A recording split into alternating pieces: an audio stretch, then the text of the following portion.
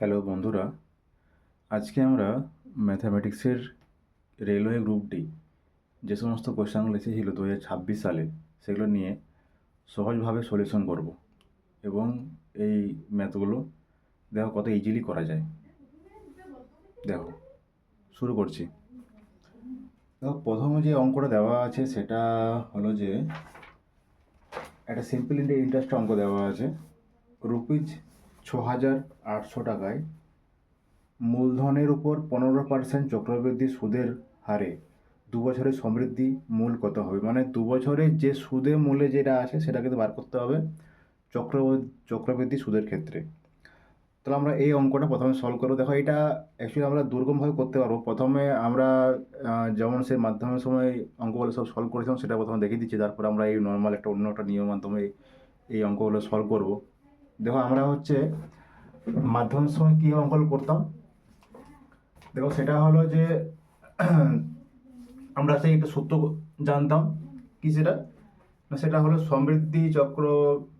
সমৃদ্ধি মূল যে চক্রবৃদ্ধি সুদ, সেটা কী হয় যেটি না সেটি হচ্ছে, ধরো আমরা যদি মনে করি এ হচ্ছে সুদে মূলে 2 বছরের ক্ষেত্রে, তখন সেক্ষেত্রে আমরা কি জানতাম যে এ সমান কী হবে, পি ইন্টু 1+r/100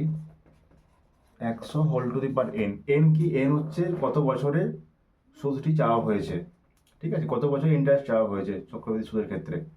আর পি হলো এখানে কি, পি হচ্ছে আসল, লিখতে পারো পি হলো আসল, আমি বলে দিচ্ছি, আমি পি হচ্ছে আসল, আর হলো সুদের হারটা, এবং এন হচ্ছে কত বছরের জন্য বলা হয়েছে।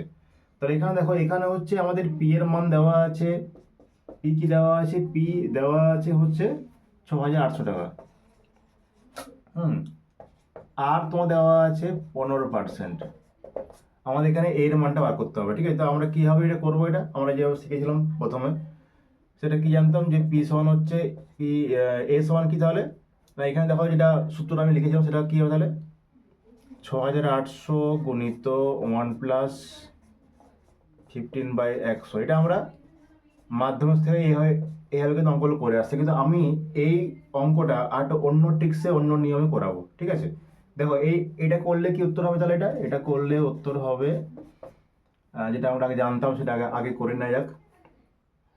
115 গুণিত বাই 100 গুণিত 115/100, এটা কাটাকাটি করলে উত্তর হবে, এটা গুণ করবে, এটা 115 গুণিত 115, এটা উত্তর কত হবে, 8,993, না 8,993 টাকা।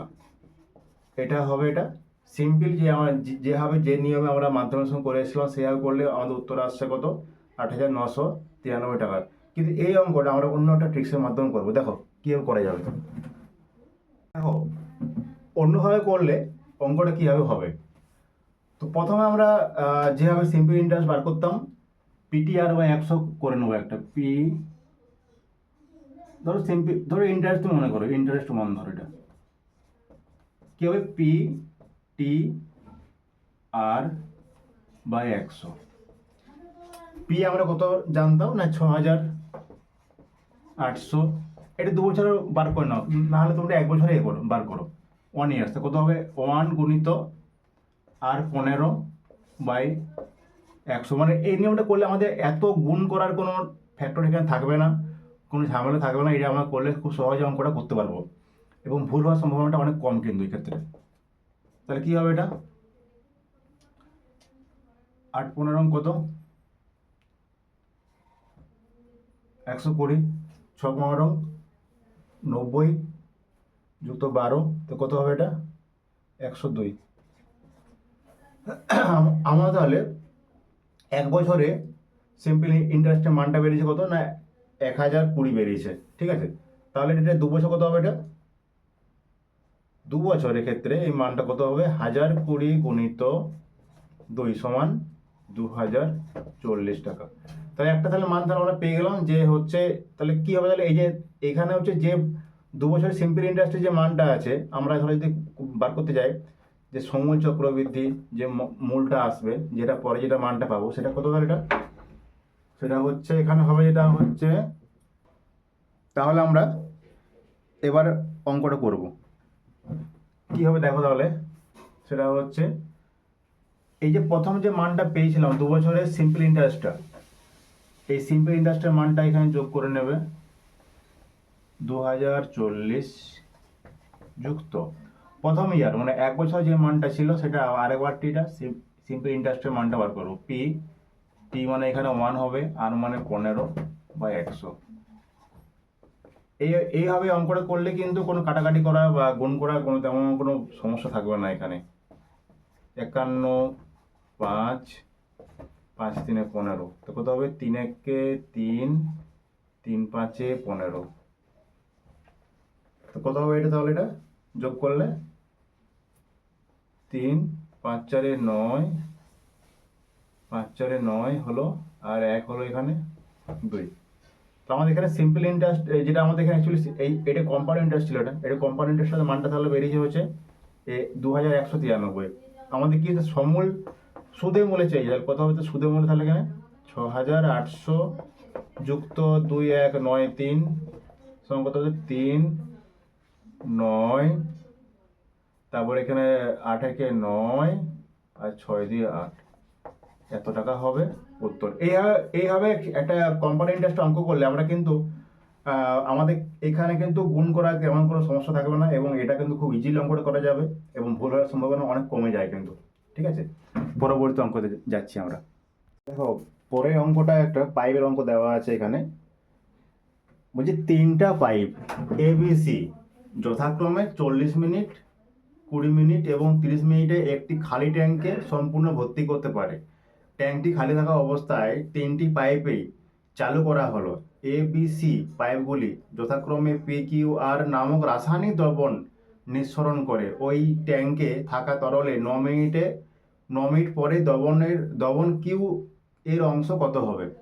অঙ্কটা বড়, দেখতে বড়, কিন্তু অঙ্কটা কিন্তু খুব ছোট ছোট আকারে কিন্তু করা যাবে। ঠিক আছে, অঙ্কটা বড় বলে ঘাবড়ানোর কিছু নেই, অঙ্কটা খুবই সহজ অঙ্ক দেওয়া আছে। অনেকে কি করে এই এত বড় অঙ্ক দেখে কিন্তু না পড়ে ছেড়ে দেয় কিন্তু।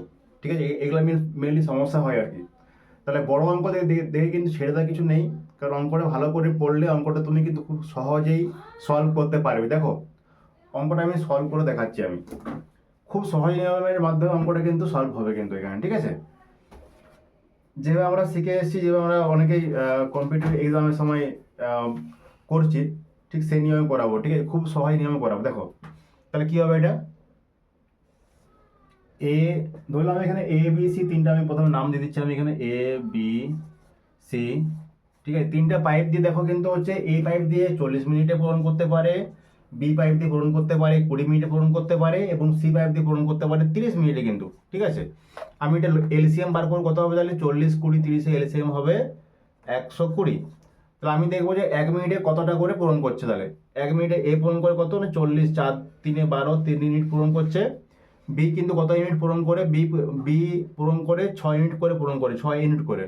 ঠিক আছে, এবং সি কিন্তু কত পূরণ করে, সি পূরণ করে 3 4 12, 4 ইউনিট করে কিন্তু সি কিন্তু পূরণ করছে, এগুলো এত ইউনিট করে এ বি সি কিন্তু পূরণ করে। ঠিক আছে, এবার দেখো এখানে অঙ্কটা কি দেওয়া আছে, অঙ্কটা দেওয়া আছে হচ্ছে এই কিন্তু এই 3টা যে পাইপ দিয়ে যে অ্যাকচুয়ালি যে ইয়ে হচ্ছে, যেটা রাসায়নিকটা আসছে, সেই রাসায়নিকটার নাম দেওয়া আছে। পাইপ এ দিয়ে পি আসবে, পাইপ বি দিয়ে কিউ আসবে, এবং পাইপ সি দিয়ে হচ্ছে আর আসছে কিন্তু।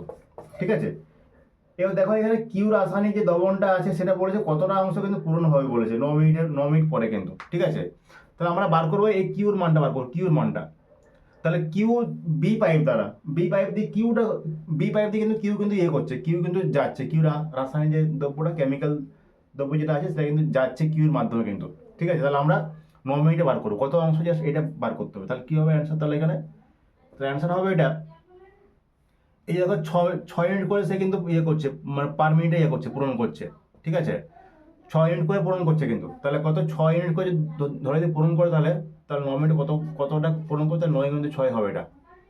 9 মিনিটে পূরণ করো কত, তাহলে 954 ইউনিট কিন্তু পূরণ করছে কিন্তু। ঠিক আছে, এবার নিচে যে পুরোপুরি যে মানে রাসায়নিকটা যাচ্ছে ওই ট্যাঙ্কির ভিতরে, সেটা বার করবো। তাহলে 3 6 এবং 4 তিনটে যোগ করতে, তাহলে তো কত হবে 6 4 10 + 13, তাহলে 13 গুণিত 9। এটা খুব সহজ অঙ্ক দেওয়া আছে, খুব ঠিকসে অঙ্ক দেওয়া আছে, কোনো খাটাখাটি নেই, কিচ্ছু নেই, খুব সহজভাবে দেওয়া অঙ্কটা হয়ে গেল। তাহলে আমরা কী তাহলে করলো তাহলে যেটা বার করলাম তো হচ্ছে নিচে যেটা নিচে কী হবে তাহলে নিচে হবে হচ্ছে যে পুরোপুরি যে পুরো ট্যাঙ্কটার ভিতরে 3টা পাইপ দ্বারা 3টা এবিসি এর মাধ্যমে কতটা মানে রাসায়নিক দ্রব্য কিন্তু যাচ্ছে সেই মানটা কিন্তু নিচে এখানে বার করেছি 13 × 9 হবে। আর উপরে সমস্ত অ্যাকচুয়ালি বি এর মানটা মানে কিউ এর মানটা চেয়েছে, তাহলে কত হবে 9 × 6 কাটাকাটি করে দাও, তাহলে 6/13 এটা হচ্ছে উত্তর হয়ে যাবে। 6/13 অংশ এটা হচ্ছে অ্যান্সার। তাহলে দেখলাম তাহলে কি যে এত একটা বড় অঙ্ক যেটা আমরা খুব সহজের মাধ্যমে কিন্তু অঙ্কটা করতে পারলাম। অঙ্কটা দেখে কিন্তু ঘাবড়ানোর কিছু নেই, অঙ্কটা বড় হলেও কিন্তু অঙ্কটা কিন্তু খুব সহজভাবে কিন্তু করা যাবে। ঠিক আছে, আচ্ছা এরপরে অঙ্ক দেখছি আমরা।